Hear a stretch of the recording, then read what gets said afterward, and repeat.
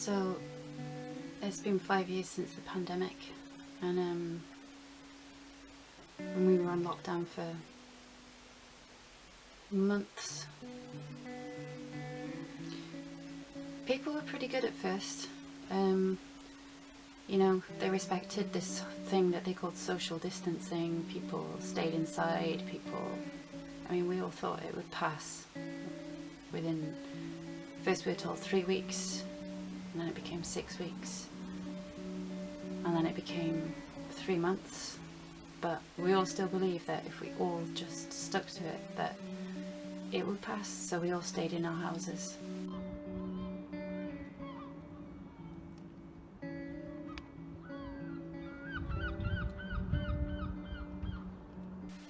We all went along with what the government said.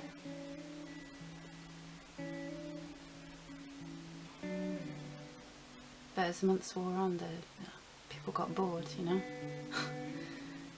We all started thinking that it was all a bit of a hoax. I mean, how could it carry on? Life was going on outside, and how could something last so long? None of our friends were affected. Nobody knew anyone that had died, so we all assumed it was a hoax. And people got bored, and we all decided that there was something else going on. You know, the crazy thing is, we were this close to eradicating the virus if we'd have all just stayed inside for a month, kept away from each other. The virus would have died. It would have gone. But everybody always had a reason why, you know, they could be the exception and why they could go outside. It just kept getting passed on and on and on and around and around and around. And then people just got complacent. We got bored of hearing about it. Every time you turned on the TV, that's all you heard about. Every time you turned on the radio, that's all you heard about. You go out for your government-approved walk, and the guy running past you would be speaking on the phone, and all you could hear were the words virus and transmission and sickness and isolation. It really messes with your head. So, after a few weeks, the number of cases had really dropped, and you know, we all thought it was over. And we just wanted to get back to the way things were. We were full of hope. We were like, you know, we're nearly there, and we let our guard down, and people hadn't been touched for months. People hadn't seen their families for months. People hadn't been, you know, you hadn't given somebody a hug for months. You hadn't sat down and had a coffee with somebody for months. And the ironic thing is, when we were allowed to, we just took all these things for granted. And this whole thing about social distancing, you could be sat in the same room as somebody and on the same sofa as somebody, and you just didn't appreciate the person that was right next to you. You wanted to be somewhere else. You were too busy chatting to your other friends elsewhere on Facebook or on Messenger or whatever. You know, family members. Your nan lives 3 doors down for you, but you just couldn't be bothered to go and see her. And so people started to organise little parties. It was a bit furtive at first, you know, like a few people would go around to somebody else's house and whatever, you know. It was over. You know, there were hardly any cases left. It was all fine.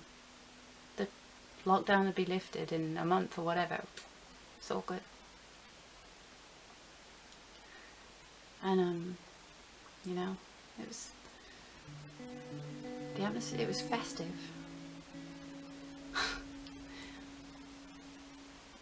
People wanted to go and party and, you know, just touch each other again. Just have contact with another human being again. And it was good fun.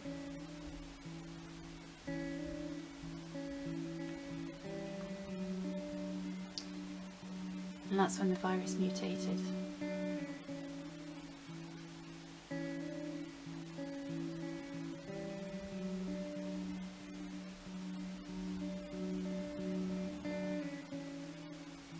The tanks were empty, you know, and the bodies just started to pile up in the streets.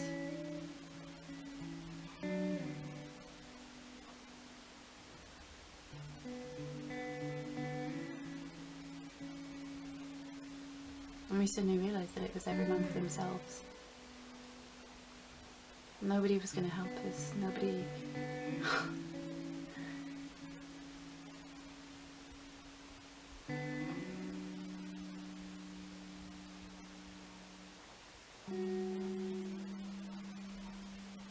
It just spread like wildfire.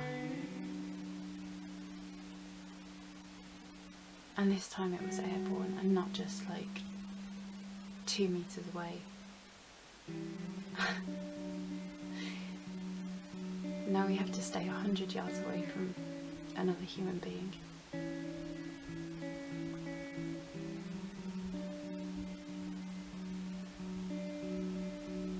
There is no immunity.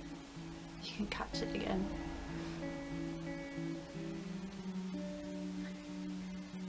This is our life now. You know, indoors, alone, watching people scurry past the window.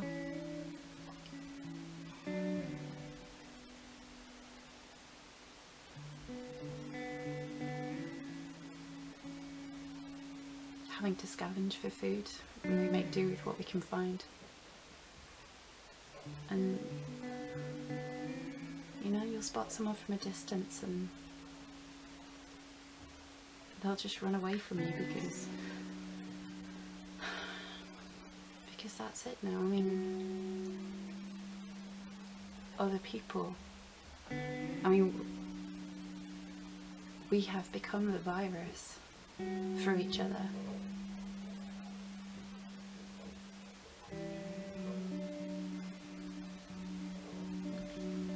The lockdown measures were still in place, but, you know, I mean, key workers, people that were still working in the food sector and everything, they just dropped like flies. So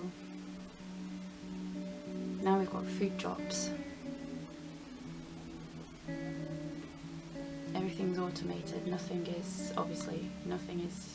with human contact. So, I mean, I was pretty antisocial before, but it's been 3 years since I've touched another human being.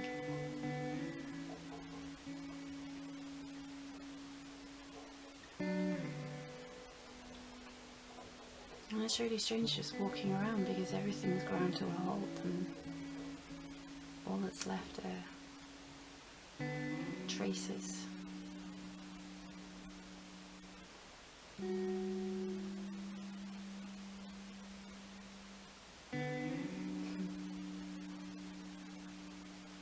And it's really strange to see the world outside your window carries on.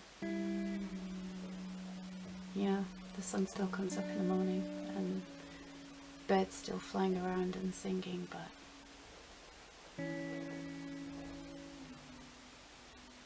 the enemy's out there and you can't see it. It's all around you. And we'd always dreamed of a world that, you know, was quieter and less polluted and we had more space, and now we have it.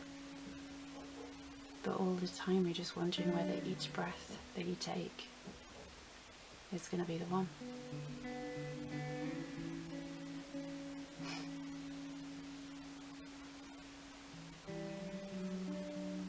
And the rich people manage to create their own little virus-free communities, so they're fine. They're up there. They're kind of enjoying a fairly normal life, and the rest of us are just down here, scavenging what we can find.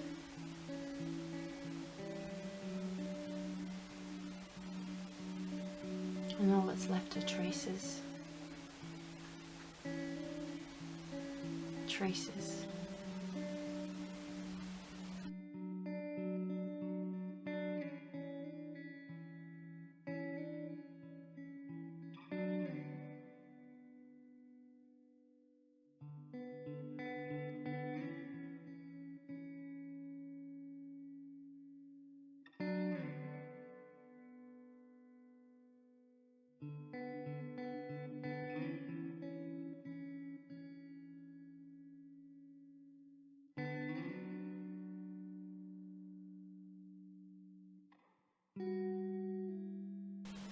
Nature's flourishing,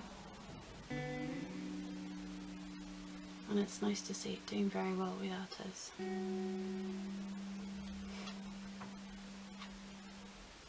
And it's gradually erasing the traces that we left.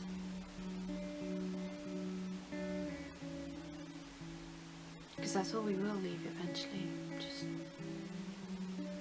just traces.